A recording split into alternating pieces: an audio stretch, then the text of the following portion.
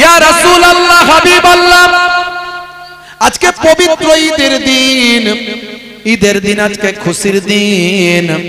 যার বাপ নাই, যার মা নাই, তার আজকে কিসের খুশির দিন বলুন? যে এতিম বাচ্চার জন্য কিসের খুশির দিন হতে পারে? হে তরুণ যুবকেরা শুনে রেখে দেন, আল্লাহর নবী দেখলেন তার গাটা ছিল মলিন, গাটা ছিল ময়লা, নাক দিয়ে সর্দি, চোখ দিয়ে পানি, পোশাকটা ছিল নোংরা, পোশাকটা ছিল অপরিচ্ছন্ন, পোশাকটা ছিল পুরানো। ভাইরা আমার, ঈদের দিনে বাপ হারা মা হারা বাচ্চাটিকে আল্লাহর নবী গেল একটা চুম্বন, ও গেল একটা চুম্বন দিয়ে চোখ ভরা পানি নিয়ে বললেন, বাচ্চা কেঁদো না, কেঁদো না, কেঁদো না। হে বাচ্চা শুনে রেখে দাও, আমি নবীও এতিম, তুমিও এতিম। এতিমের জ্বালা যন্ত্রণা এতিম নবী ছাড়া আর কে বেশি বুঝতে পারবে? আল্লাহর নবী ওই অবস্থায় এতিম বাচ্চাটিকে বাড়িতে নিয়ে গেলেন। বাড়িতে নিয়ে গিয়ে বিবি আয়েশা সিদ্দিকা রাদিয়াল্লাহু তাআলা আনহাকে বললেন, বিবি আয়েশা, দেখো দেখো, ঈদের দিনে নতুন উপহার নিয়ে এসেছি। কি নিয়ে এসেছেন হুজুর? এমন সময় বিবি আয়েশাকে আল্লাহর নবী বললেন, ও বিবি আয়েশা, দেখো দেখো, ঈদের দিনে এতিম বাচ্চা নিয়ে এসেছি।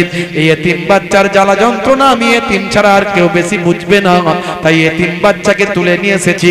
একে বলে দিয়েছি, কেঁদো না, কেঁদো না, চুপ করো। হে এতিম বাচ্চা, কেঁদো না, আমি নবী আখিরি জামানার পয়গম্বর, তোমার বাপ হয়েছি। বলো বিবি আয়েশা, তুমি কি এই বাচ্চার মা হতে পারো? সেই সময় বিবি আয়েশা বলেছিলেন, আখিরি জামানার পয়গম্বর যদি এর বাপ হতে পারে, আমি বিবি আয়েশা কেন এর মা হতে পারি না? জোরে হবে না? জোরে হবে না? নবীর আখলাক, চরিত্র। আমাদের আয়েশা সিদ্দিকা রাদিয়াল্লাহু তাআলা আনহা বাচ্চাটিকে গোসল করিয়ে দিলেন, পরিষ্কার করে দিলেন, ভাই আমার মাথা আঁচড়ে দিলেন, কাঙ্গি করে দিলেন,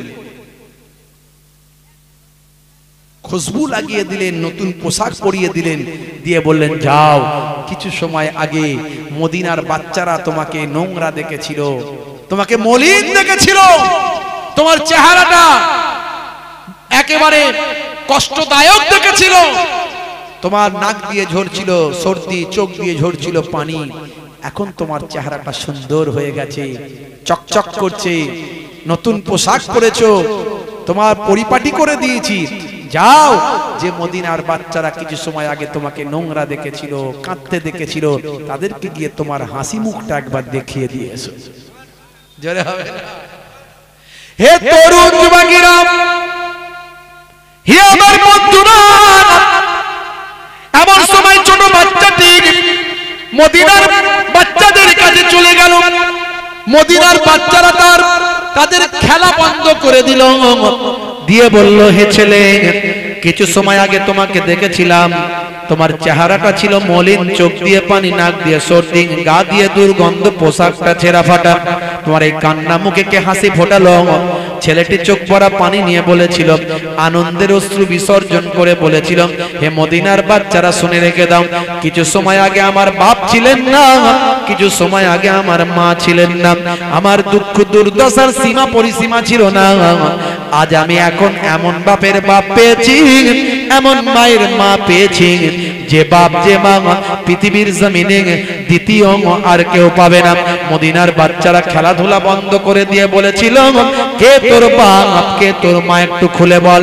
সেই সময় ছেলেটি আনন্দের অশ্রু বিসর্জন করে বলেছিল, এখন আমার বাপ হলেন জগৎ জননী পিতা, জগৎ জননী পিতা, এখন আমার বাপ হলেন আখিরি জামানার পয়গম্বর, নবিউল আম্বিয়া, সাইয়্যিদুল মুরসালিন, খাতামুন নবিয়্যিন, আখিরি জামানার পয়গম্বর, জগতের শেষ নবী জনাবে মুহাম্মদুর রাসূলুল্লাহ সাল্লাল্লাহু আলাইহি ওয়াসাল্লাম আমার আব্বা জান। আর জগৎ জননী মা আম্মা জান আয়েশা হলেন আমার আম্মা জান।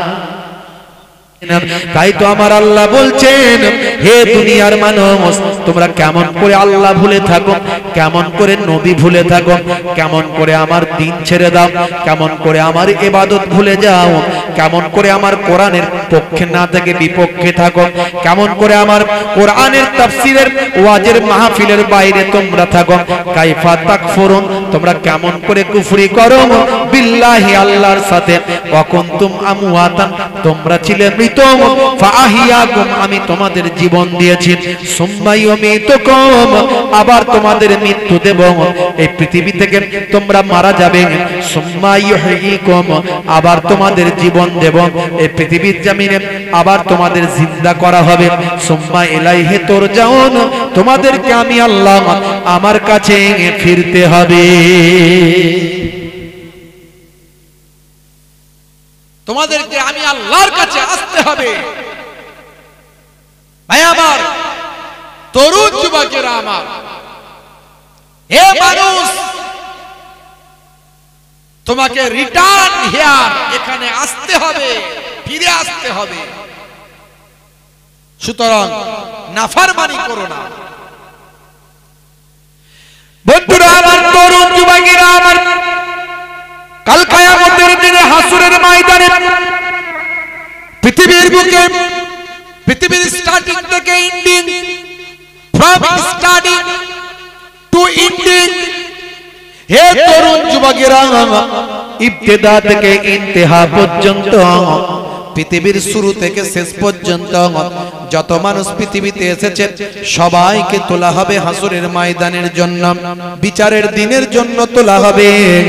সেটা সংখ্যায় কত হবে শুনুন ভাই আমার, সংখ্যার তো হিসাব বলা যাবে না, কিন্তু লাইনের হিসাব আল্লাহর নবী বলেছেন।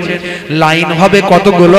আল্লাহর নবী বলেন 120 খানা লাইন হবে। এই 120 খানা লাইন যে হবে, আল্লাহর নবীকে জিজ্ঞাসা করা হলো আপনার উম্মতের লাইন তার ভিতরে কতগুলো হবে? দয়ার নবী আমার বলেছিলেন আমার উম্মতের লাইন হবে শুধু 80 খানা লাইন। তাহলে আমার নবীর উম্মত কত বেশি হবে বুঝতে পারছেন?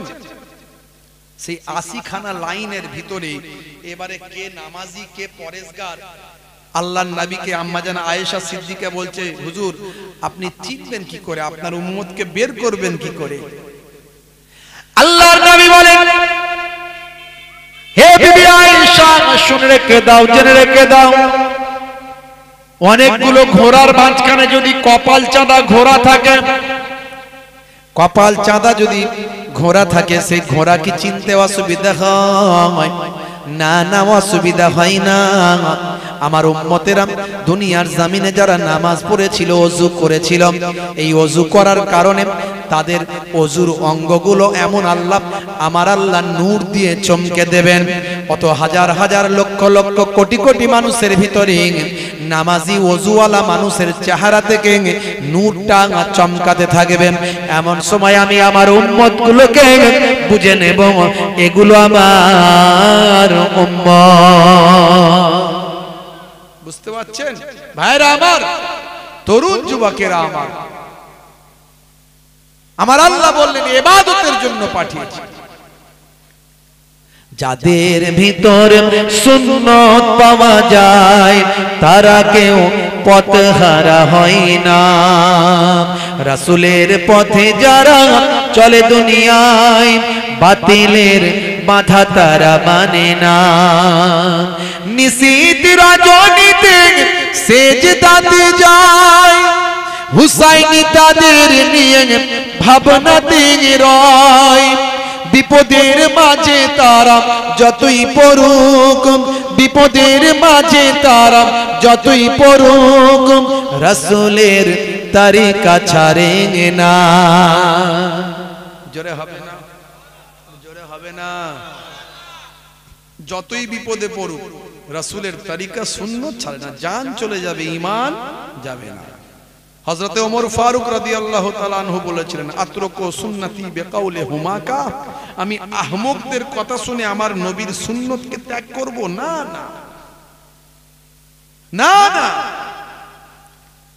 নিশীত রজনীতে সেজদাতে যায়, হুসাইনি তাদের নিয়ে ভাবনাতে রয়, বিপদের মাঝে তারা যতই পড়ুক, বিপদের মাঝে তারা যতই পড়ুক, রাসূলের তরিকা ছাড়ে না।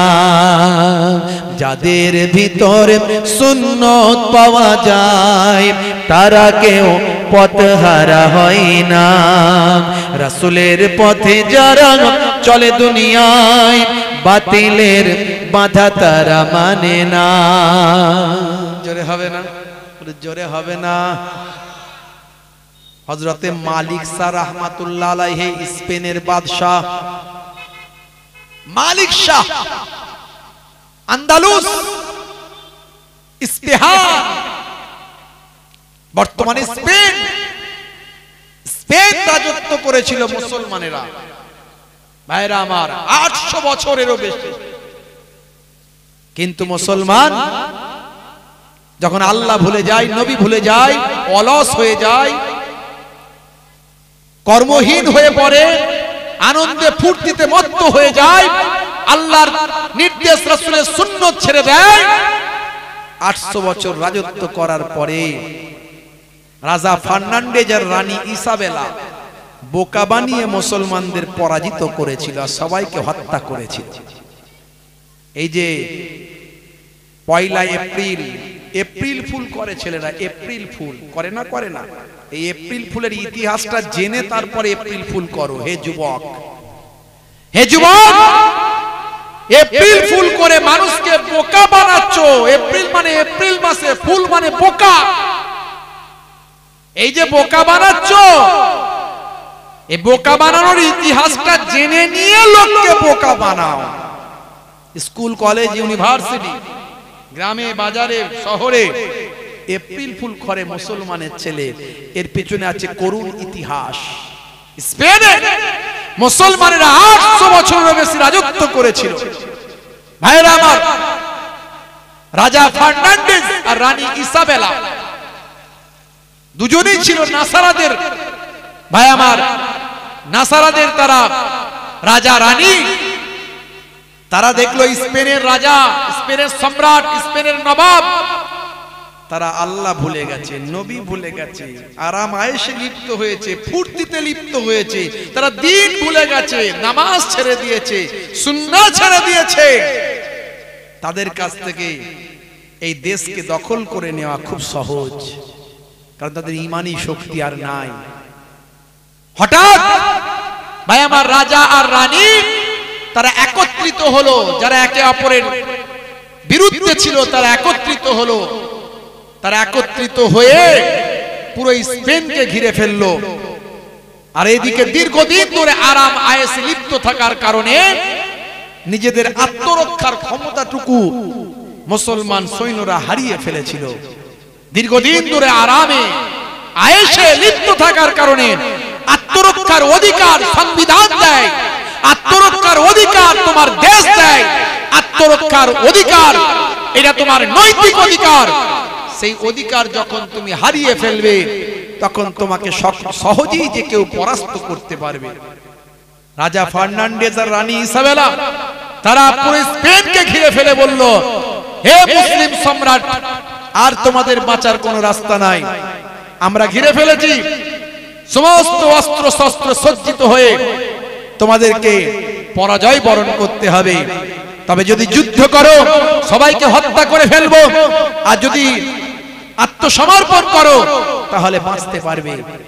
তারা দেখলো আমরা দীর্ঘদিন ধরে অস্ত্র ছেড়ে দিয়েছি, ট্রেনিং ছেড়ে দিয়েছি, আমরা আরামে লিপ্ত হয়েছি, আমাদের দ্বারা যুদ্ধ জয় করা কখনো সম্ভব নয়। তারা আত্মসমর্পণ করলো। তারা লড়াই করে মরে যাওয়াটাকে শ্রেষ্ঠ মনে করলো না। শহীদের মওত তাদের জন্য শ্রেষ্ঠত্ব মনে হলো না, তাদের জন্য পরাজয় বরণ করাটা শ্রেষ্ঠত্ব মনে হলো। তারা মনে করেছিল যে হয়তো আমাদেরকে ছেড়ে দেওয়া হবে, বাঁচিয়ে দেওয়া হবে, কিন্তু না ভাই আমার, একমাত্র ঈমানদারকে বিশ্বাস করা যায়, অন্যকে বিশ্বাস করা খুব কঠিন, খুব কঠিন, খুব কঠিন। আপনাকে এত 100% বিশ্বস্ত করবে, কিন্তু 100% আপনার সঙ্গে 2 নম্বরই করবে, আপনি ভাবতেই পারবেন না। তারা ভাবলো মনে হয় যে হয়তো বাঁচিয়ে দেওয়া হবে। তখন বলা হলো যারা মসজিদের গুলোর ভিতরে ঢুকে যাবে সবাই বাইরে কেউ থাকবে না, অস্ত্র ফেলে দিয়ে সব মসজিদে ঢুকে যাও। আর সমুদ্রে জাহাজ দিয়ে দেওয়া হয়েছে, ওই জাহাজে উঠে যাও। যারা জাহাজে উঠে যাবে আর মসজিদে ঢুকে যাবে তাদের উপরে কোনো আঘাত আসবে না। আমরা বুঝে নেব যে তারা সারেন্ডার করেছে, তাদেরকে আমরা অন্য ব্যবস্থা করব, তাদের সঙ্গে লড়াই করব না, তারা প্রাণে বেঁচে যাবে। এই চিন্তায় মুসলমান নর নারী, বৃদ্ধ বৃদ্ধা, বাচ্চা শিশু, অসুস্থ সুস্থ সব ধরনের মুসলমান মসজিদে গাদাগাদি করে সব ঢুকলো আর জাহাজে উঠলো। তখন তারা আনন্দ করতে করতে বলেছিল April fool, April fool, April fool. যাও জাহাজগুলোকে সমুদ্রের মাঝখানে নিয়ে গিয়ে সব ডুবিয়ে দাও, আর মসজিদগুলোতে যারা ঢুকিয়েছে পেট্রোল ডিজেল দিয়ে আগুন দিয়ে জ্বালিয়ে দাও। এইভাবে পুরো স্পেন থেকে লক্ষ লক্ষ মুসলমানকে তারা একই দিনে শহীদ করে দিয়েছিল। এটাকে তারা এপ্রিল ফুল বলেছিল, মানে বোকা এপ্রিল, এপ্রিলে বোকা বানানো। আর মুসলমান আমরা এপ্রিল ফুলের ইতিহাস জানি না, ইন্টারনেট সার্চ করো পেয়ে যাবে। মুসলমান হে তরুণ যুবকেরা, পক্ষান্তরে যারা সত্যিকারের নবীর শিষ্য, যারা সত্যিকারের নবীর উম্মত, যারা সত্যিকারের বাদশা ছিল, হে তরুণ যুবকেরা, তাদের আদর্শে পৃথিবীর মানুষ আদর্শবান হয়েছে। বড় বড় নেতা বাদশাদের আখলাক চরিত্রে মানুষ তার ভাই আমার শিষ্যত্ব গ্রহণ করেছে। হযরতে ওমর ফারুক কেমন বাদশা ছিলেন, কেমন খলিফা ছিলেন, বিনা যুদ্ধে বাইতুল মুকাদ্দাস জয় করেছেন।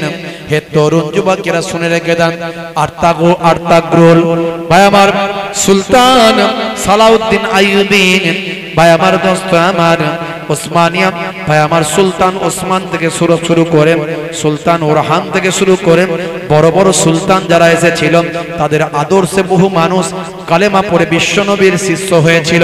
তাদের চাল চলন, তাদের আদর্শ, তাদের খোদা ভীরু, তাদের আখলাক, তাদের চরিত্রে মানুষ মুগ্ধ হয়েছিল। এই রকম একজন স্পেনের শাসক ছিলেন, তার নাম হলো মালিক শাহ। হে তরুণ যুবকেরা, মালিক শাহ মাঝে মাঝে ভাই আমার ইস্পেহান নগরীর, ইস্পেহান ভাই আমার স্পেন শহরের ভাই আমার প্রত্যন্ত গ্রামে তিনি যেতেন। জঙ্গলের ভিতরে গিয়ে মাঝে মাঝে শিকারে বেরোতেন। তিনি আন্দালুসের জঙ্গলে গিয়ে তিনি শিকার করতেন, হরিণ শিকার করতে বড় ভালোবাসতেন তৎকালীন যুগে। হে তরুণ যুবকেরা, হে আমার বন্ধুরা, পাখি শিকার করতে পছন্দ করতেন। তৎকালীন যুগের প্রথা অনুযায়ী, তৎকালীন যুগে রাজা বাদশাদের এটা একটা ন্যাক ছিল, তারা শিকার বড় ভালোবাসতেন। এতে তাদের বিভিন্ন ভাবে ভাই আমার ট্রেনিং হয়ে যেত, তাই তারা শিকার করতে বড় পছন্দ করতেন। সুলতান মালিক শাহ কিছু সৈন্যদের নিয়ে গভীর জঙ্গলে যাওয়ার জন্য তিনি বেরিয়ে যান। ভাই আমার জঙ্গলের পাশে একটা শহর গ্রাম, সেই গ্রামে গিয়ে তারা প্রথম অবস্থান গ্রহণ করেন। সেখানে কিছু সৈন্যদেরকে সেখানে পাহারায় রাখেন। কয়েকজন সৈন্যকে নিয়ে গভীর জঙ্গলের ভিতরে তিনি ঢোকেন। ভাই আমার শিকার করতে তো বেশি মানুষ গেলে হবে না, শিকার তাহলে পাওয়া যাবে না। হে তরুণ যুবকেরা, ওই গ্রামে কিছু সৈন্যদের পাহারায় রাখলেন। সেই সময় সৈন্যদের মধ্যে দেখতে পাওয়া গেল তারা একজন ভাই আমার বিধবা মহিলা, তার একটা গাভী ছিল। ভাই আমার ওই গাভীটাকে তারা সৈন্যরা ধরে নিল। ওই গাভীটা তার একমাত্র উপায় ছিল ওই গাভীটার দুগ্ধ বিক্রি করে ওই বিধবা মহিলা তার সন্তানদের লালন পালন করত। হে জওয়ান যুবকেরা, কিন্তু সুলতানের সৈন্য অনেক, তারা চিন্তা করল আজকের খাওয়া দাওয়াটা গাভী দিয়ে আমরা করব, তাই গাভীটাকে আমাদের জবা করে খাবো। সুলতানের সৈন্য বলে কথা, তাদের পাওয়ার এত বেশি, ক্ষমতা বেশি, কারো কিছু বলার ক্ষমতা নাই। বিধবা মহিলা কত আহাজারি করল, কত হাত জোর করল। হে সুলতানের সৈন্যরা, আমার এই গাভীটাকে আপনারা নেবেন না, আমার গাভীটাই আমার একমাত্র সম্বল। আমি হলাম বিধবা মহিলা, আমার ছোট ছোট 3টে বাচ্চা আছেন। এই বাচ্চাদের আহারের জন্য এই গাভীটা অত্যন্ত গুরুত্বপূর্ণ। এই গাভীর দুগ্ধ আমার বাচ্চারা খাওয়া দাওয়া করেন, এই গাভীর দুগ্ধ বিক্রি করে আমার সংসারটা চলে। এই গাভী যদি আপনারা খেয়ে ফেলেন তাহলে আমার পরিবারটা ভেসে যাবে, অনাহারে ওয়ার্তাহারে দিন কাটাতে হবে। হে সুলতানের সৈন্যরা, আপনাদের হাতে ধরে আপনাদের কাছে আবেদন করি, অনুনয় বিনয় করতে লাগলেন। কিন্তু সুলতানের সৈন্য বলে কথা, তাদের একটা অহমিকা আছে না নাই? আছে না নাই? ক্ষমতা থাকলে অহমিকা চলে আসে না? আসে না? কারো পয়সা আছে, পয়সার অহংকার, ওই আমার সঙ্গে লাগবি না, টাকা দিয়ে ঢাকা ফেলে দেবো, ওরে বাপ রে বাপ। কারো বডি আছে সলেমান খানের বডি, বুঝতে পারছি, মাঝে মাঝে শুধু হাতটা এরম করে করে ঘুরিয়ে নেয়, হাতটা গড়ে ঘুরিয়ে নিয়ে দেখায়, বাহু দেখায়, দেখেছিস দেখেছিস? একটা চর দেবো, সহ্য করতে পারবি? ওরে বাপ রে, অহংকারী কথাবার্তা আছে না নাই? কারো পেছনে 50টা লোক, সে যখন তখন হুমকি দেয়, আমার সঙ্গে লাগবি না, ঘরে লোক ঢুকিয়ে দিয়ে ঘর ভেঙে দিয়ে চলে আসবো, ওরে বাপ রে বাপ। কিন্তু কত ফেরাউন, কত নমরুদ, কত ক্ষমতাশালী, কত নেতা, কত বাদশা পৃথিবীর জমিন থেকে ধ্বংস হয়ে গেছেন, তাদের অস্তিত্ব নাম নিশানা পৃথিবীর মানুষ আজ জানে না। হে তরুণ যুবকেরা, হে আমার বন্ধুরা, হে আমার মুরব্বিয়ানেরা, মালিক শাহের মতো একজন বাদশা যার নাম পৃথিবীর মানুষ আজও জানে, এরকম কিছু বাদশা, কিছু নেতা আবার এমন এসেছে যারা এত ভালো ভালো কাজ করেছে, এমন আদর্শ দেখিয়েছে, পৃথিবীর যুগে যুগে মানুষ এসে তাদের নাম স্মরণ করেছে, তাদের আদর্শের কথা মানুষের কাছে প্রচার করেছে। কথা ঠিক না ভুল? হে তরুণ যুবকেরা, মালিক শাহ হলেন স্পেনের, ভাই আমার আন্দালুসের এমন একজন সুলতান। এমন সময় দেখতে পাওয়া গেল সুলতানের সৈন্যরা, তাদের মধ্যে একটা অহমিকা, একটা গরম কাজ করছে। আমরা সুলতানের সৈন্য বলে কথা, হে বুড়ি সরে যাও, এই গাভীটা আমরা খাবো, এতগুলো সৈন্য কি আমরা না খেয়ে মরবো নাকি? আমাদের খেতে হবে, অন্য কোন ব্যবস্থা করো। কোনো কথা শুনবো না, হাতের কাছে পেয়েছি, এই গাভী আজকে জবাই করব। তারা জবাই করে গাভীটাকে খেয়ে ফেললো। বাবা বুড়িমা বড় অসহায় হয়ে গেল, মহিলা বড় কাঁদতে লাগলো, চোখ ভরা পানি, বুক ভরা বেদনা। চিন্তা করলো, হাই রে হাই, এখন আমার সংসারটা কেমন করে চালাই, আমার বাচ্চাদেরকে লালন পালন কেমন ভাবে করি, এ কথা চিন্তা করে ভাই আমার আন্দালুসের ওই বৃদ্ধ বিধবা মহিলা সেই সময় ভাবলেন যে সুলতান মালিক শাহ একজন ন্যায়পরায়ণ শাসক বলে আমি জানি, সুলতান মালিক শাহের সঙ্গে আমি বৃদ্ধ, আমি অসহায় বৃদ্ধা, আমি বিধবা মা, একবার সুলতানের সঙ্গে দেখা করব। সুলতান গেছে শিকারে, এই পথ দিয়ে ফিরে আসবে, খোঁজ খবর নিয়ে জানতে পেরে বুঝতে পেরে ভাই আমার ওই মহিলা ওই যাতায়াতের পথে একটা পোল আছে, পোল, সেই পোলে গিয়ে অপেক্ষা করতে লাগলো, সুলতান এই পথ দিয়ে ফিরবে, তার শিকার শেষ হলে তিনি এই পথ দিয়ে ফিরবেন। খোঁজ খবর নিয়ে সেই পোলেতে অপেক্ষা করতে লাগলেন, ঘন্টার পর ঘন্টা অপেক্ষা করছে। হে তরুণ যুবকেরা, হে আমার বন্ধুরা, শুনে রেখে দিন বাবা, জেনে রেখে দেন, হে মুসলমান একটুখানি লক্ষ্য করুন বাবা। এমন সময় দেখতে পাওয়া যায় ওই বৃদ্ধা বিধবা মহিলা ভাই আমার পোলেতে অপেক্ষা করছেন।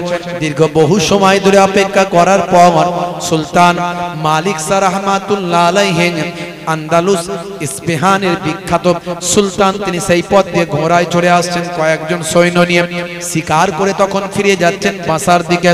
সেই সময় ভাই আমার ওই পোলের উপর থেকে ওই বৃদ্ধা বিধবা মহিলা বললেন, হে সুলতান আমার বিচার এই পোলেতে করবেন না ফুলসিরাতের পোলেতে করবেন?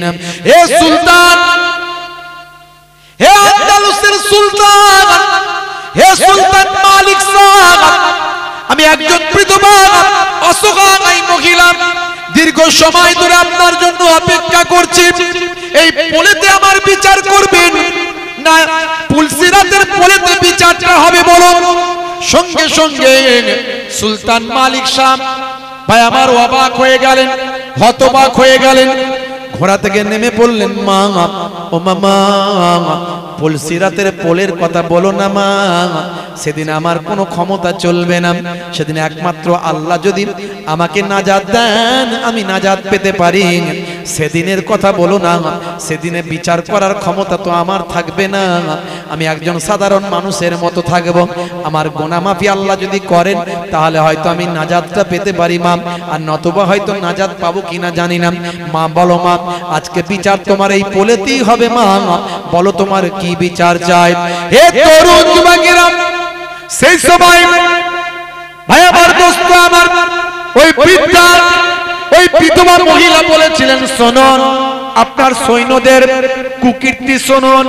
আপনার সৈন্যরা, আমার একমাত্র একটা গাভী ছিল, যেটা আমার একমাত্র উপায়, আমার সেই উপায় একমাত্র গাভীটাকে আপনার সৈন্যরা ভক্ষণ করেছে, খেয়ে ফেলেছে জোর করে।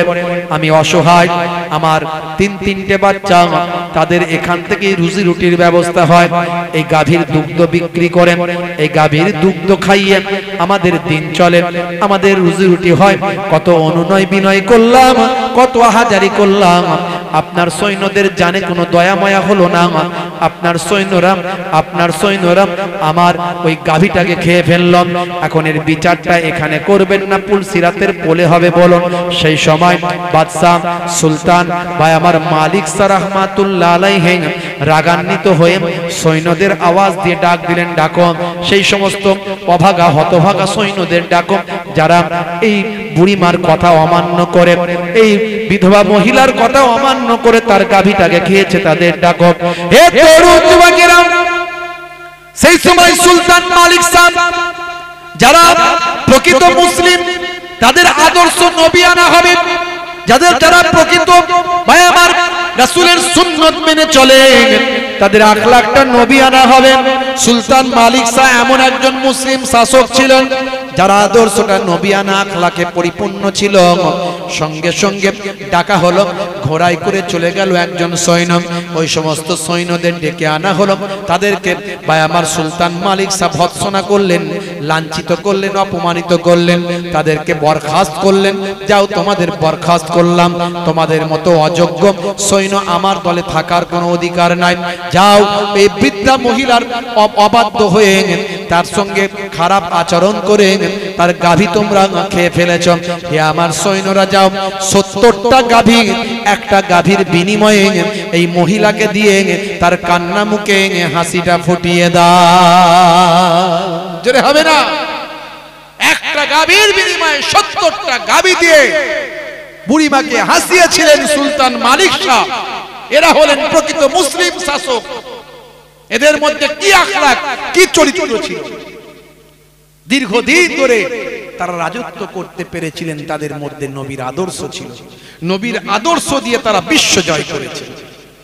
আজকে মুসলমান সেই আদর্শ, সেই আখলাককে আমরা হারাতে বসেছি। হে তরুণ যুবকেরা, হে আমার বন্ধুরা, শুনে রেখে দিন বাবা, জেনে রেখে দেন, আল্লাহ বলছেন বান্দারে তোরা আমার হয়ে যা, আমি তোদের হয়ে যাব। তোরা আমার হয়ে যা, আমি তোদের হয়ে যাব। বান্দা যখন আল্লাহর হয়ে যায়, কুল মাখলুকাত তার গোলাম হয়ে যায়। মান কানা লিল্লাহি কানাল্লাহু লাহু, যে বান্দা আল্লাহর হয়ে যায় স্বয়ং আল্লাহ তার হয়ে যান। হে তরুণ যুবকেরা, হে আমার বন্ধুরা, শুনে রেখে দিন বাবা, জেনে রেখে দেন, নবীর আদর্শ যদি আপনার মধ্যে থাকে, দয়ার নবী আমার বলছেন, মান হাব্বা সুন্নতি ফাকাদ আহাব্বানি ওয়া মান আহাব্বানি কানা মাই ফিল জান্নাহ। যে আমার সুন্নতকে ভালোবাসলো সে আমি রাসূলকেই ভালোবাসলো, আর যে আমি রাসূলকে ভালোবাসলো সে আমার সঙ্গে জান্নাতি হয়ে গেল। জোরে হবে না? তোমার বুকে রাখো আল্লাহরই ভয়, আসবে না কোনো দিন কোনো পরাজয়, আসবে না কোনো দিন কোনো পরাজয়। হারাম হালাল জেনে, সরল সত্য মেনে, নিষিদ্ধ সব ছেড়ে উঠুক জীবন বেড়ে যাবে তুমি জান্নাতে। যাওয়া ছিল স্বপ্ন তোমার, তোমার বুকে রাখো আল্লাহরই ভয়, আসবে না কোনো দিন কোনো পরাজয়। জোরে হবে না? জোরে হবে না? তাহলে আমাদের জয় তখনই হবে যদি আমরা আমাদের বুকেতে আল্লাহর ভয় রাখি। আল্লাহর ভয় কেমন রাখবেন ভাই আমার? সব কিছুর থেকে বেশি ভয় পাবেন আল্লাহকে। কিসের ভয়? কিসের ভয়? আল্লাহ যদি আমাকে নাজাত দেন তবেই তো আমি নাজাত পাবো। আল্লাহ যদি নাজাত না দেন তাহলে আমার কি হবে? এই যে ভয়, মানে শ্রদ্ধা, ভক্তি, মহাব্বত, প্রেম মিশানো ভয়, এই সব কটা মিশ্রিত ভয়, এই ভয় আপনার মধ্যে রাখতে হবে। এই ভয় রাখতে গেলে আপনাকে কি করতে হবে? আল্লাহর নির্দেশকে মানতে হবে। আল্লাহ বলছেন, বান্দারে পৃথিবীর জমিনে আমি তোদেরকে সৃষ্টি করেছি আমার ইবাদতের জন্য। মা খলাকতুল জিন্না ওয়াল ইনসা ইল্লা লিয়াবুদুন। আমি ইবাদতের জন্য তোদের সৃষ্টি করেছি, ইবাদত ছাড়া অন্য কোনো উদ্দেশ্যে নয়। ইবাদত মানে অনেকে আমরা জানি নামাজ, রোজা, হজ, যাকাত, বাকি আর ইবাদত কি? হে তরুণ যুবকেরা, আর সব সময় যদি ইবাদতই করব, কাজ কারবার, ব্যবসা বাণিজ্য কেমন ভাবে হবে? আসলে তা নয় ভাই আমার। কাজ কারবার, ব্যবসা বাণিজ্য, সংসার, ধর্ম, ছেলে মেয়েদের মানুষ করা, ঘুমাতে যাওয়া, বাজারে যাওয়া, রাস্তায় হাঁটা, গল্প করা, ঠাট্টা করা, মজাক করা, স্ত্রীর সঙ্গে প্রেমালাপ করা, পিতামাতার সেবা করা, যা কিছু করেন না কেন সব যদি নবী আনা তারিকায় হয়, সবটাই আপনার ভাই আমার রাত্রে ঘুমাতে যাওয়া থেকে ঘুম থেকে ঘুমাতে যাওয়া পর্যন্ত, ঘুম থেকে ওঠা থেকে ঘুমাতে যাওয়া পর্যন্ত দিন রাত যা করবেন সবটাই আপনার ইবাদত বলে গণ্য হবে। আপনি যখন হাসবেন, কিরকম হাসতে বলেছি? চেষ্টা করবেন মুচকি হাসা, তাবাসসুম হাসি। অনেকে গাল হা করে করে অমিতাভ বচ্চনের হাসি দেয়, আছে না? নাই? হ্যাঁ, ভাইরাম, ওই হাসি নয়। হাসবেন, মুচকি হাসবেন, মিষ্টি মিষ্টি মুখটা হবে, চেহারাটা সুন্দর হবে, হাসি হাসি মুখ হবে, সব সময় হাসি হাসি চেহারা রাখবেন। অনেকে দেখবে আবার হাসি চেহারা রাখতে চায় না, মুখকে বাংলার 5 করে ভয়ঙ্কর চেহারা করে রাখে যাতে লোকে ভয় পায়। বলছে হুজুর জানেন না, একটু গম্ভীর ভাবে থাকতে হবে, না হলে বিপদ আছে। কেন না? যে এসে উল্টো পাল্টা কথা বলে ঘাড়ে উঠে পড়বে, সর্বনাশ। এ আবার কি যুক্তি? বলে হ্যাঁ, বলে এই জন্য কি করতে হবে তাহলে? না, মুখকে গম্ভীর করে রাখতে হবে, কথা বেশি বলা যাবে না, কথা বললে উত্তর দেওয়া যাবে না। সর্বনাশ করেছে। যদি মুখকে গম্ভীর করে রেখে যদি কাজ না হয় তাহলে কি হবে? না, অনেকে আবার তারপরে কি করে? মোটা গোঁপ রাখে, মোটা গোঁপ, যাতে করে গোঁপ দেখে লোকে অন্তত ভয় পায়। তারপরেও যদি মনে করে যে কাজ হচ্ছে না, তখন দেখবে গোঁপকে আবার গব্বর সিং এর মতো বাঁকিয়ে ওপর দিকে তুলে তাকে আবার পাকাচ্ছে গোঁপ। ভয়ঙ্কর লোক রে ভাই, গোঁপ আবার পাকানো। কথা বলতে গেলে লোকে চিন্তা করছে 10 বার। আর আমার নবী কেমন ছিলেন? আমার নবী, বাচ্চারা এসে আমার নবীকে ভয় পেত না, কথা বলতো। বৃদ্ধ বৃদ্ধা এসে নবীকে ভয় পেত না, কথা বলতো। সমস্ত শ্রেণীর মানুষ এসে আমার নবীর কাছে এসে হাজির হতো, হয়ে ভয় পেত না, কথা বলতো। ভাইরা আমার, এক বাচ্চা ঈদের দিনে, নবী আমার ওয়াজ করছেন ঈদের দিনে, এক বাচ্চা ভিড় ঠেলে কাঁদতে কাঁদতে ভাই আমার আল্লাহর নবীর কাছে এসে সামনে হাজির। আল্লাহর নবী কিরকম ওয়াইজ, কিরকম বক্তা, কিরকম হুজুর, কিরকম পীর, কিরকম নবী। ওয়াজ বন্ধ করে দিয়ে ভাই আমার ওই বাচ্চার কান্নাকে আগে থামালেন। কিভাবে থামালেন? আমি আপনি হলে কি করতাম? ওখানে বাচ্চাটা কাঁদতে, ওই ছেলে কাঁদছো কেন, এটাই তো বলতাম। আল্লাহর নবী ওয়াজ বন্ধ করে দিয়ে কোনো কথা না বলে আগে কোলে তুলে নিয়ে, ছোট বাচ্চা, আহারে, কোলে তুলে নিয়ে আগে এগালে একটা চুম্বন, ওগালে একটা চুম্বন দিলেন, দিয়ে তারপর জিজ্ঞাসা করলেন, বাচ্চা কান্নার কারণটা বলো। জোরে বলা যাবে না, জোরে বলা যাবে না। এই আদর্শ কোথায় আমাদের? এই আখলাক কোথায়? বাচ্চা তখন কেঁদে কেঁদে বলেছিল, ইয়া রাসূলুল্লাহ, হাবিবাল্লাহ, আজকে পবিত্র ঈদের দিন, ঈদের দিন আজকে খুশির দিন। যার বাপ নাই, যার মা নাই, তার আজকে কিসের খুশির দিন বলুন? যে এতিম বাচ্চার জন্য কিসের খুশির দিন হতে পারে? হে তরুণ যুবকেরা শুনে রেখে দেন, আল্লাহর নবী দেখলেন তার গাটা ছিল মলিন, গাটা ছিল ময়লা, নাক দিয়ে সর্দি, চোখ দিয়ে পানি, পোশাকটা ছিল নোংরা, পোশাকটা ছিল অপরিচ্ছন্ন, পোশাকটা ছিল পুরানো। ভাইরা আমার, ঈদের দিনে বাপ হারা মা হারা বাচ্চাটিকে আল্লাহর নবী এগাল একটা চুম্বন, ওগাল একটা চুম্বন দিয়ে চোখ ভরা পানি নিয়ে বললেন, বাচ্চা কেঁদো না, কেঁদো না, কেঁদো না, হে বাচ্চা শুনে রেখে দাও, আমি নবীও এতিম, তুমিও এতিম। এতিমের জ্বালা যন্ত্রণা এতিম নবী ছাড়া আর কে বেশি বুঝতে পারবে? আল্লাহর নবী ওই অবস্থায় এতিম বাচ্চাটিকে বাড়িতে নিয়ে গেলেন।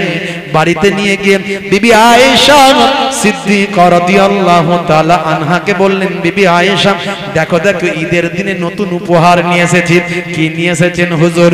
এমন সময় বিবি আয়েশাকে আল্লাহর নবী বললেন, ও বিবি আয়েশা দেখো দেখো, ঈদের দিনে এতিম বাচ্চা নিয়ে এসেছি। এই এতিম বাচ্চার জ্বালা যন্ত্রণা আমি এতিম ছাড়া আর কেউ বেশি বুঝবে না, তাই এতিম বাচ্চাকে তুলে নিয়ে এসেছি। একে বলে দিয়েছি, কেঁদো না, কেঁদো না, চুপ করো, হে এতিম বাচ্চা কেঁদো না, আমি নবী আখিরি জামানার পয়গম্বর তোমার বাপ হয়েছি।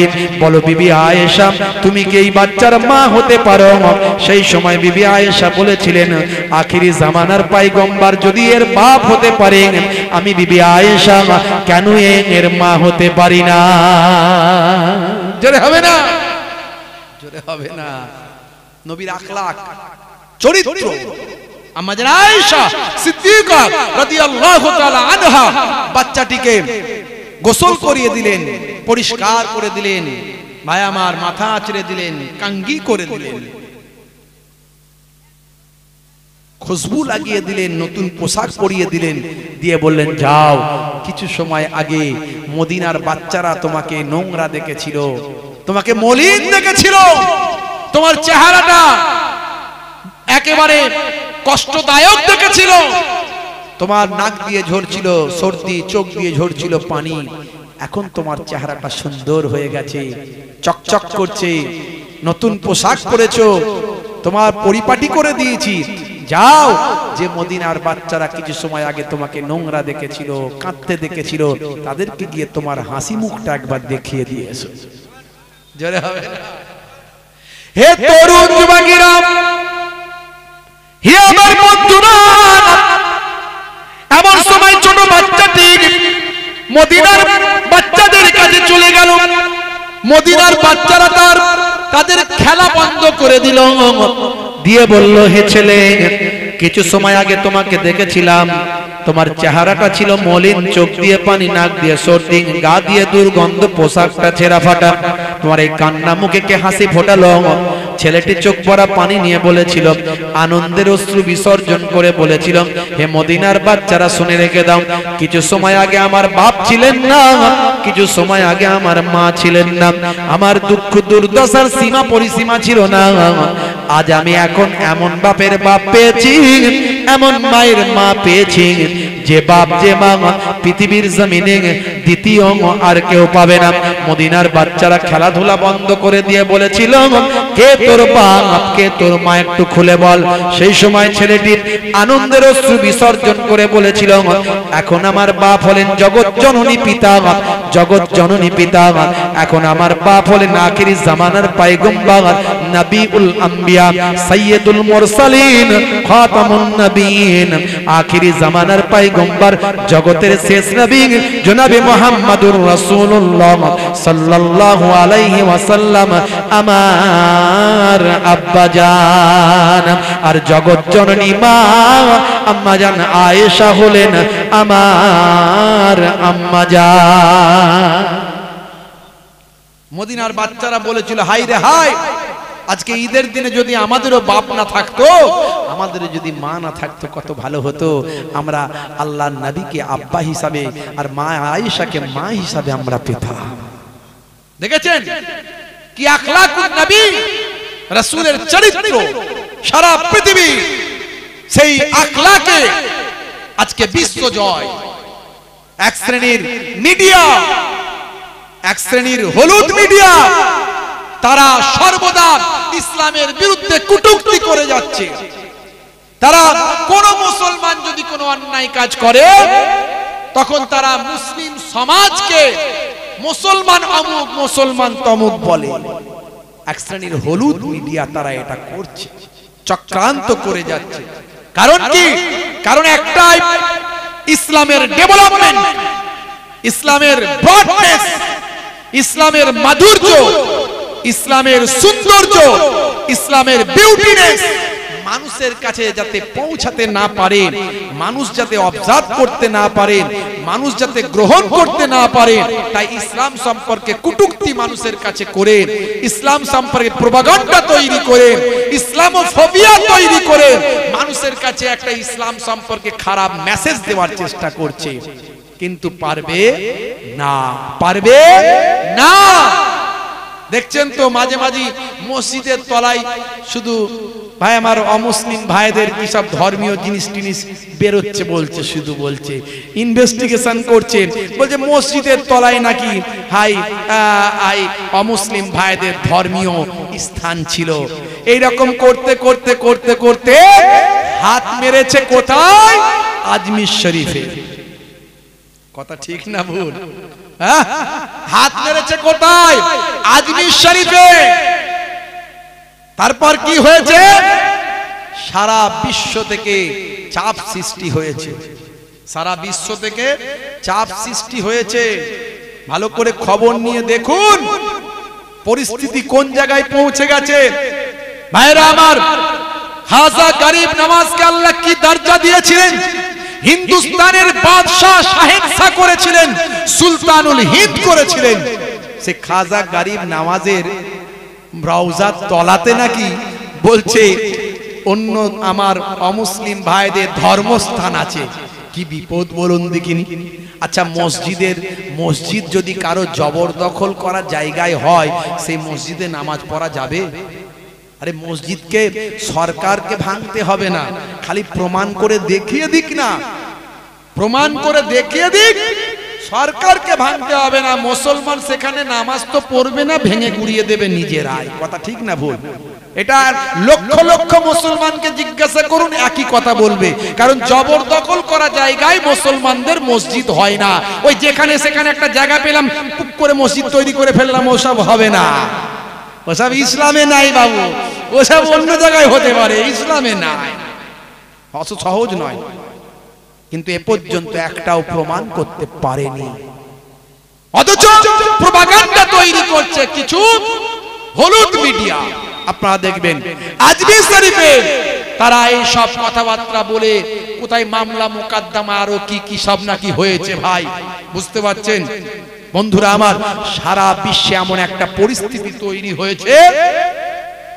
মোদিজি আমার দেশের সম্মানীয় মাননীয় প্রধানমন্ত্রীজি, ভাইরা আমার, তিনি আজমির শরীফে গতকালকে কেন্দ্রীয় মন্ত্রী কিরণ রিজিজু নাকি নাম কেন্দ্রীয় মন্ত্রী, তাকে দিয়ে আবার চাদর পাঠিয়েছি সেখানে, যাও আজমির শরীফে গিয়ে চাদর দিয়ে একটু দোয়া আশীর্বাদ নিয়ে এসো। আমরা ফুরফুরা শরীফ সিলসিলার মানুষ, আমরা চাদর টাদর দিই না, ওটা আমরা বিশ্বাসও করি না। বুঝতে পারছেন? আমরা দোয়াই বিশ্বাস করি, আমরা জিয়ারতে বিশ্বাস করি। কিন্তু ওখানে ওটা প্রথা, যারা করে করে, অনেক পূর্ব থেকে হয়ে এসেছে। অনেক ভাই আমার রাজা বাদশা ওখানে যায়, অনেক নেতা মন্ত্রী যায়, অমুসলিম খ্রিস্টান জৈন বৌদ্ধ যায়, সবাই আল্লাহর ওলিকে মানতে বাধ্য। কথা ঠিক না ভুল? ভাইরা আমার, তরুণ যুবকেরা আমার, এবারে মোদিজির পক্ষ থেকে যখন, মাননীয় সম্মানীয় প্রধানমন্ত্রীর পক্ষ থেকে যখন কেন্দ্রীয় মন্ত্রী সেখানে গিয়ে দোয়া করতে গেছে, যারা শুধু ওই মসজিদের তলায় এইসব এটা ওটা পাচ্ছিল, তাদের মাথা খারাপ। তাদের আবার একটা দল বলছে নাকি ভাই আমার প্রধানমন্ত্রীর বিরুদ্ধে নাকি শুনছি নাকি মামলা করে দিয়েছে। শুনেছেন? কেস কোন দিকে ঘুরে গেছে, কোথাকার কেস কোন দিকে, এখন কি করবে ঠিক করতে পারে না, কে কোন দলের, কে কোন দিকে আছে কিছু বুঝতে পারছে না। হাই রে হাই, খাজা গরিব নওয়াজের সঙ্গে লাগলে, আল্লাহর ওলির সঙ্গে দুশ্মনী করলে স্বয়ং আল্লাহর সঙ্গে দুশ্মনী হয়। মান আদালি ওলিয়ান ফাকাদ আযাতুহু বিল হারব। হে তরুণ যুবকেরা, হে আমার বন্ধুরা, শুনে রেখে দিন বাবা, জেনে রেখে দেন, পঞ্চম জজ একবার এসেছিলেন। ভাই আমার দোস্ত আমার, ভারতবর্ষের জমিনে ইংল্যান্ডের রাজা পঞ্চম জর্জ, ইংল্যান্ডের রাজাকে পঞ্চম জর্জ ভাই আমার ভারতবর্ষে ভ্রমণ করতে এসেছিলেন। মাঝে মাঝে আমার আপনার দেশের নেতা মন্ত্রীরা ভাই আমার প্রাইম মিনিস্টার রাষ্ট্রপতিরা বিদেশে ভ্রমণ করতে যান। এভাবে পঞ্চম জর্জ ভারতবর্ষের জমিনে এসেছিলেন, সারা পৃথিবী ভ্রমণ করতে বেরিয়েছিলেন। সারা পৃথিবী ভ্রমণ করতে করতে ভারতবর্ষের জমিনে এসেছিলেন। হে তরুণ যুবকেরা, ভারতবর্ষের জমিনে এসে অনেক নাম শুনলেন। পঞ্চম জজ নাম শুনলেন কি কার? পঞ্চম জজ নাম শুনলেন খাজা গরিব নওয়াজের। ভাইরা আবার চিন্তা করলেন খাজা গরিব নওয়াজের ভাই আমার ওই রওজাটা একবার দর্শন করব। পঞ্চম জজ হেলিকপ্টারে আজমি শরীফ গেলেন। হেলিকপ্টারে আজমি শরীফে যাওয়ার কারণে হেলিপ্যাডের ব্যবস্থা করা হলো। চারিদিকে ভাই আমার হাই সিকিউরিটি গার্ড দিয়ে দেয়া হলো। ভাই আমার চারিদিকে সাধারণ মানুষের প্রবেশ নিষেধ করে দেয়া হলো। ইংল্যান্ডের প্রেসিডেন্ট বলে কথা, পঞ্চম জজ বলে কথা। হে তরুণ যুবকেরা, হে আমার বন্ধুরা, পঞ্চম জজ আসছেন, খাজা গরিব নওয়াজের রওজা দর্শন করবেন। সাধারণ মানুষ নট অ্যালাউড। ভাই আমার all peoples are not allowed inside the মাজার। মাজার শরীফের ভিতরে, মাজার শরীফের আশেপাশে কোন মানুষকে আর প্রবেশ করতে দেওয়া হলো না। পঞ্চম জজ ঢুকবেন বলে কথা। ভাই আমার র্যাব, মিলিটারি যত রকমের ফোর্স সবকিছু আছে লাগিয়ে দেওয়া হলো। পঞ্চম জজ আসছেন, হেলিকপ্টারে নেমেছেন, চারিদিকে হাই সিকিউরিটি দেওয়া হলো। পঞ্চম জজ ভাই আমার স্যুট পরে, কোট পরে, বুট পরে, টাই পরে, ভাই আমার ইংরেজ মানুষ বলে কথা। ভাই আমার মাথায় হ্যাট পরে, টুপি পরে, খাট খাট খাট খাট খাট খাট খাট খাট করে খাজা গরিব নওয়াজের রওজা মোবারকের দিকে পুলিশ প্রশাসন তাদেরকে নিয়ে চলতে লাগলেন। পঞ্চম জজ বুট পরে হুজুরের রওজা মোবারকে ঢুকে গেলেন। পঞ্চম জজ ঢুকে গেছেন বাবা। পঞ্চম জজ একা ঢুকেছেন, বাকিরা সকলে পাহারায় আছেন। চারিদিকে মাজারের রওজা মোবারকের চারপাশটা ঘেরা আছে। হে তরুণ যুবকেরা, এমন সময় পঞ্চম জজ জুতো পায়ে দিয়ে ভিতরে ঢুকেছেন। খাদেমদের বলার কারো ক্ষমতা হয় না, খাদেমরা বলতে পারে না হে পঞ্চম জজ আপনি হলেন ইংল্যান্ডের রাজা, আর আপনি যার দরবারে এসেছেন তিনি হলেন হিন্দুস্তানের বাদশাদের বাদশাহ। আপনি যাবেন না, এভাবে যাবেন না, জুতোটা খুলে যান। এ কথা বলার ক্ষমতা হচ্ছে না। হে তরুণ যুবকেরা, পঞ্চম জজ জুতো পায়ে দিয়ে হুজুরের রওজা মোবারকের ভিতরে ঢুকেছে। এমন সময় দেখতে পাওয়া যায়, সেই সময় লক্ষ্য করা যায়, হে তরুণ যুবকেরা, পঞ্চম জজ ভিতরে প্রার্থনা করবেন, দর্শন করবেন। সেই সময় রওজা মোবারকের ভিতর থেকে একটা গায়েবী আওয়াজ আসছে, হে বাবা পঞ্চম জজ, তোমাকে আল্লাহ দুনিয়াতে সম্মান দিয়েছেন। বাবা পঞ্চম জজ, আমি মাইনুদ্দিনকে আমার আল্লাহ দিন দুনিয়ায় সম্মান দিয়েছেন। হে বাবা পঞ্চম জজ, আমার রওজা মোবারকে যখন আসবে বাবা, জুতোটা বাইরে খুলে আসবে। জোরে হবে না, জোরে হবে না। বলার সঙ্গে সঙ্গে হে তরুণ যুবকেরা, পঞ্চম জজ লজ্জিত হলেন। ভাই আমার লজ্জিত হলেন। তিনি সঙ্গে সঙ্গে পেছন হেঁটে হেঁটে বাইরে বেরিয়ে এলেন আদবের সঙ্গে। জুতোটা বাইরে খুললেন, আবার ভিতরে ঢুকলেন। ইংরেজদের নিয়ম হলো, কারো কাছে যদি কেউ আত্মসমর্পণ করে, মাথার ক্যাপটা, মাথার হ্যাটটা, মাথার টুপিটা তার কদমের কাছে রেখে দেয়। পঞ্চম জজ নিজের মাথার হ্যাটটা ভাই আমার হুজুরের রওজা মোবারকের কদমের দিকে রাখলেন। কিছু সময় প্রেয়ার করলেন, প্রার্থনা করলেন, করে পঞ্চম জজ আদবের সঙ্গে, সম্মানের সঙ্গে হুজুরের রওজা মোবারক থেকে বিদায় নিলেন। চলে গেলেন ইংল্যান্ডের জমিনে, চলে গেলেন। পরের দিন পার্লামেন্টে গেলেন। হে তরুণ যুবকেরা, পার্লামেন্টে গিয়ে পঞ্চম জজ যখন উপস্থিত হলেন, প্রেসিডেন্টের চেয়ারে যখন বসলেন, সদস্য বন্ধুরা জিজ্ঞাসা করলেন, হে পঞ্চম জজ, হে আমাদের প্রেসিডেন্ট, সারা পৃথিবী ভ্রমণ করলেন, বলুন একটু ভ্রমণ কাহিনী আমাদের শোনান।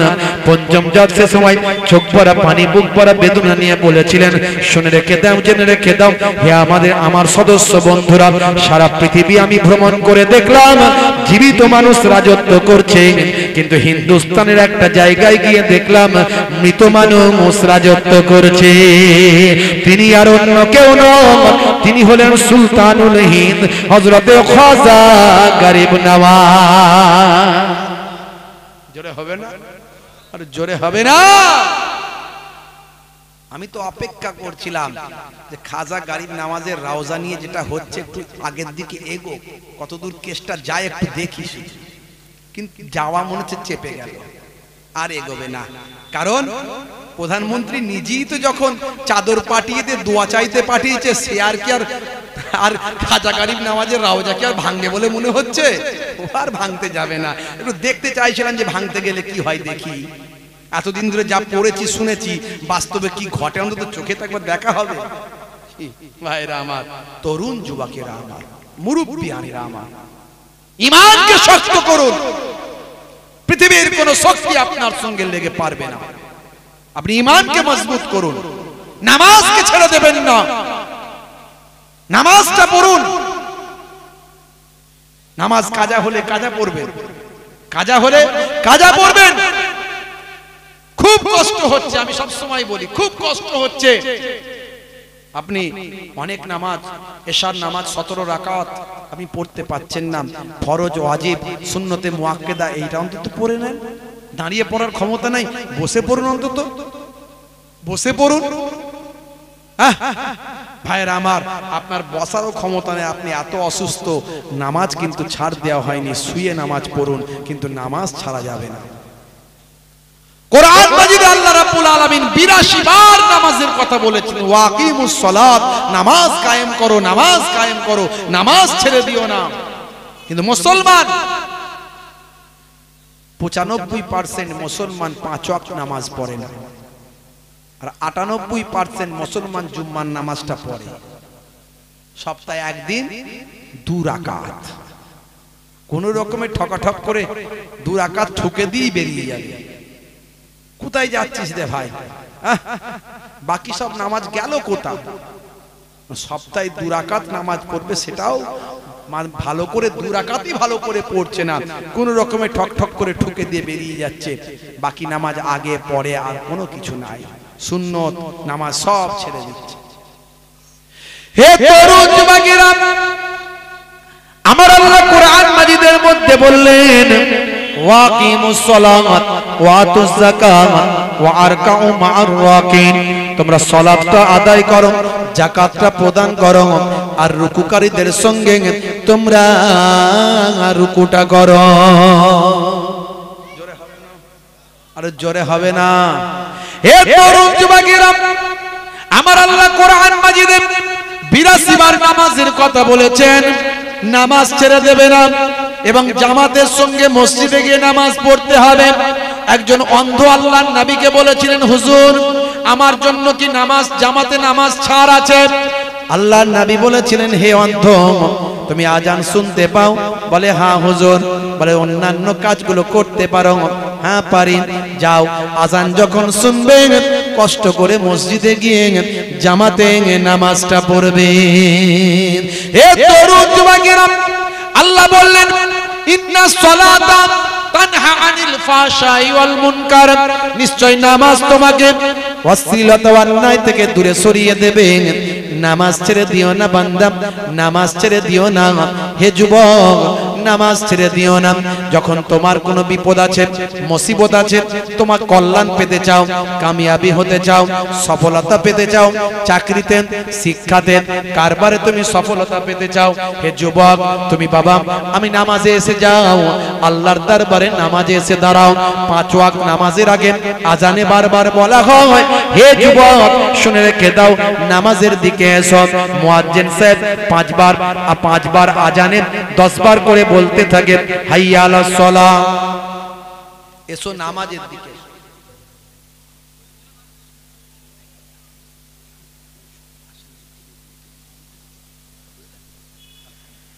হে তরুণ যুবকেরা,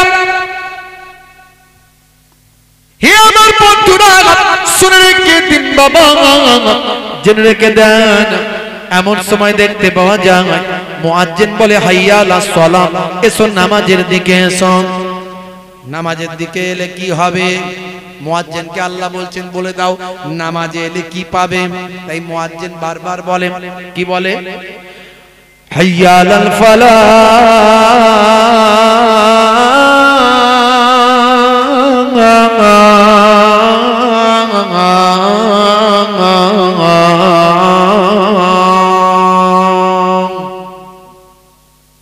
নামাজে এলে আমি আল্লাহ তোমাকে কামিয়াবি দান করে দেব। আমরা কি কামিয়াবি পেতে চাই না? যে যাই পেশায় আছি, আপনি কামিয়াবি পেতে চান, নামাজে গিয়ে সিজদায় গিয়ে আল্লাহর কাছে জানান। আল্লাহ বলছেন ওয়াস্তাইনু বিসসবরি ওয়াসসালাহ, বান্দা তোরা আমার কাছে সাহায্য প্রার্থনা কর ধৈর্য এবং নামাজের মাধ্যমে। সবর করো, ওয়েট করো, তাড়াহুড়ো করো না, আর নামাজটা পড়ো, আল্লাহর কাছে চাও, আমি আল্লাহ ঠিক তোমাকে তোমার অভাব, দুঃখ, যন্ত্রণা, কষ্ট দূর করে দেব, তোমার যেটা পাওনা, ন্যায়ের উপরে, হকের উপরে পাওনা বুঝিয়ে দেব। জোরে হবে না? ওয়াক্ত যে হলো ওযু করো মসজিদে চলো, ওয়াক্ত যে হলো ওযু করো মসজিদে চলো, খোদার হুকুম পালন করো, নামাজটা পড়ো। ওয়াক্ত যে হলো ওযু করো মসজিদে চলো, দিন রাত 5 ওয়াক্ত নামাজ পড়লে পাবে ভাই জান্নাত। জোরে হবে না? জোরে হবে না? ফজরের সময় হলে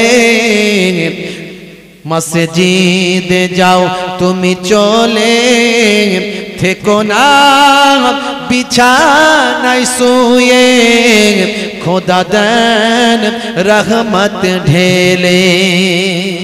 জোরে হবে না? জোরে হবে না? জোহরের সময় হলে কাজটা দাও তুমি ছেড়ে, কিছু সময় দাও নামাজে, সফলতা আসবে চলে। জোরে হবে না? আসরের ওয়াক্তটা হলে অপচয় সময় না করে, মসজিদে যাও তুমি চলে, আমলনামা ডান হাতে পাবে। জোরে হবে না? মাগরিবের ওয়াক্ত আসিলে মসজিদে যাও তুমি চলে, কবরের আযাব থেকে মুক্তি প্রভু দেবে। আর জোরে হবে না? আর জোরে হবে না? এশার সময় হলে অবহেলা না তুমি করে, নামাজে যাও তুমি চলে, হাসরে মুক্তি পাবে। ওয়াক্ত যে হলো ওযু করো মসজিদে চলো, খোদার হুকুম পালন করো, নামাজটা পড়ো। ওয়াক্ত যে হলো ওযু করো মসজিদে চলো, দিন রাত 5 ওয়াক্ত নামাজ পড়লে পাবে ভাই জান্নাত। জোরে হবে না? আমরা নামাজ পড়বো তো নাকি? বলুন ইনশাআল্লাহ। কারা কারা পড়বেন হাত তুলে দেখান তো দেখি। মাশাআল্লাহ, নারে তাকবীর। সকলে পড়বেন নামাজ, কেউ ছাড়বেন না বাপ, নামাজ ছাড়বেন না।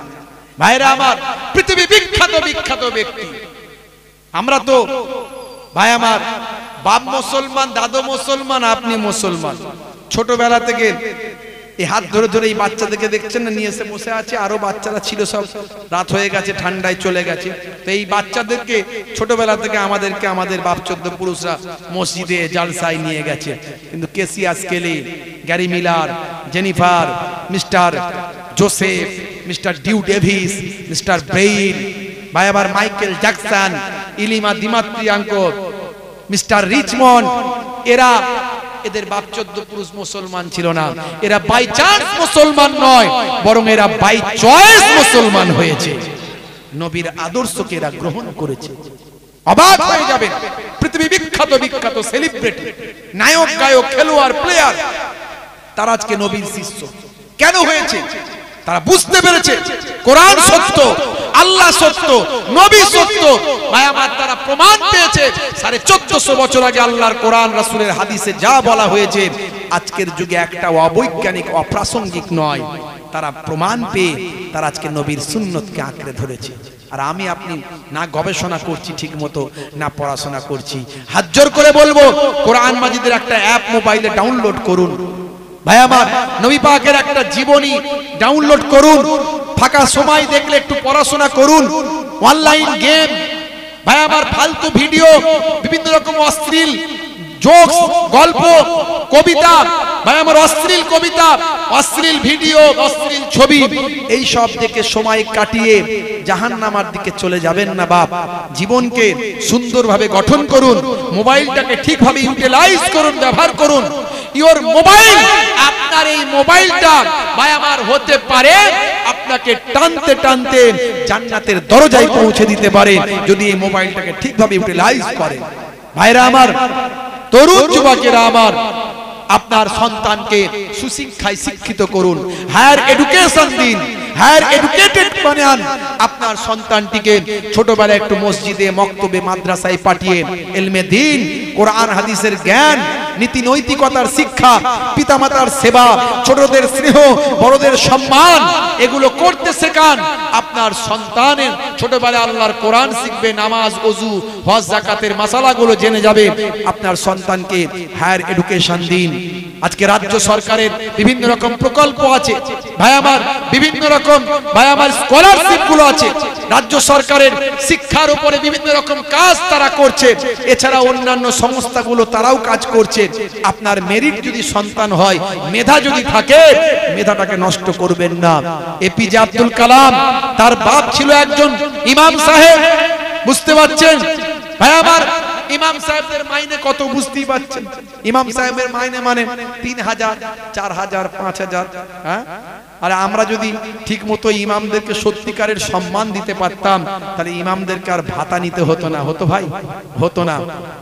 বুঝতে পারছেন? আজকে কেজরিওয়াল আলোড়ন সৃষ্টি করে দিয়েছে, বলছে ওখানে পুরোহিত ভাতা, আরো কি কি ভাতা সব দেবে শুনছি। ভাই আমার, দিল্লিতে কত 18,000 টাকা নাকি দেবে। এই নিয়ে সারা ভারতবর্ষে নাকি আলোড়ন সৃষ্টি হয়ে গেছে। তাহলে তো সব ফোকাস টেনে নিচ্ছে কেজরিওয়াল। এবারে দেখুন না, চারিদিক থেকে ইমাম ভাতা বা পুরোহিত ভাতা বাড়লেও বাড়তে পারে হয়তো। তা আমি অনুরোধ করব যে বাড়াতে হবে। ইমামদেরকে এত কম পয়সায় চলবে না, আমাদেরকেও বাড়াতে হবে। সমাজের মানুষকে ইমামদের সম্মান করতে হবে, কারণ সেই ইমামের পেছনে আমরা নামাজ পড়ি।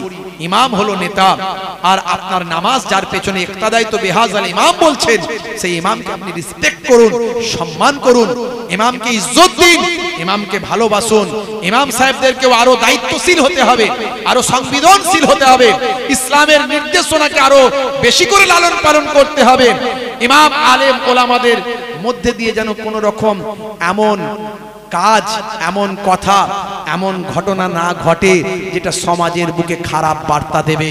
ভাই আমার, তাহলে সমাজের মানুষের কাছে একজন ইমামের জন্য, একজন আলেমের জন্য, একজন মাওলানার জন্য, একজন হুজুরের জন্য পুরো সমাজের বদনাম, ইসলামের বদনাম হবে কি হবে না বলেন? ভাইরা আমার, মোবাইল খুললি তো মাথা খারাপ হয়ে যাচ্ছে। দেখলে মোবাইল খুললি মাথা খারাপ, তাই তো নাকি? আমি বলবো মাথা খারাপ করবেন না। যে করছে করুকে যাক, যে যা করছে করুকে যাক। আপনি গুনার মধ্যে ঢুকবেন না, আপনি গুনার মধ্যে ঢুকবেন না। ওইটাকে নিয়ে মোবাইলে কি দেখেছেন, ওইটাকে নিয়ে বাজারে বলছেন, চায়ের দোকানে বলছেন, এই এই বলেছে, ওই ওই গালি পেরেছে, ওই ওই বলেছে। আপনি নিজেও তো মুখ থেকে গালাগালিটা দিয়ে ফেললেন। কেন আপনি ও কথা বলছেন? কে কি করছে সে করুকে যাক। সে যে যা করছে তার কবরে সে জবাব দেবে। আপনার কবরে কে জবাব দেবে? আপনাকে দিতে হবে। আপনি গীবতের মধ্যে ঢুকে যাচ্ছেন না তো? আপনি এই জাঁতা কলে পেঁচ কলের মধ্যে পড়ে যাচ্ছেন না তো? আপনি এই জালে জড়িয়ে ফেঁসে যাচ্ছেন না তো? আপনিও গীবত চগলখড়ির মধ্যে লিপ্ত হয়ে যাচ্ছেন না তো? আপনি কি করছেন? এগুলো করবেন না। ইসলাম ঐক্যের কথা বলেছে, ইসলাম ইত্তেহাদের কথা বলেছে, ইসলাম গালমন্দ নিষেধ করেছে, ইসলাম কটু কথা বলতে নিষেধ করেছে। আমাদেরকে ঐক্যবদ্ধ থাকতে হবে। বৃহৎ